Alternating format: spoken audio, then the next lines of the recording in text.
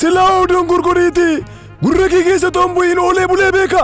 Dhiifama naa godha abbaa malaa godha. Dhiifama naa godha. Dhiifama naa godha. Waan isin jedhu qofa raawwatta. Ade tole ani tuusin natti hin turseeyyuu qophaa'em kun oolaa.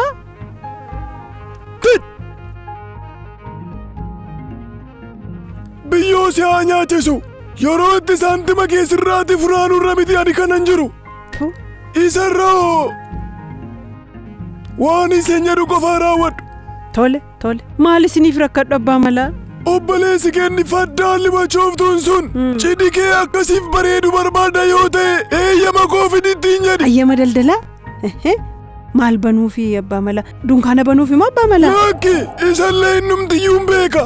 Waan galte keessa galee kan si baasuu danda'u ana qofaanattiin jedhi. Tole. Habo. Anaafatillee guyyaa tokko ati anaaf anisiif miran qabu kan dubbanneef wantoonni baay'ee namoonni baay'ee nu gidduu galanii nagaan dhawwataniiru. Kanaafuu atis tunan beekiin anis tun sin hubatiin walii keenya irratti murtoon taane murteessan. Egaa kana booda waa'ee namaatiif dhiphachuun nu ga'a. Anaafati yeroo mataa keenyaa ta'etu nu barbaachisa.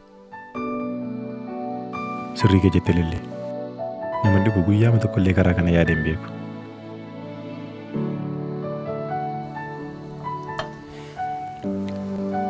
Kana booda garuu dhimmoota keenyatti xiyyeeffannoo guddaa kennee ilaaluun qaba. Waan na hubattiif baay'ee galatoom. Nyaadhu toleen.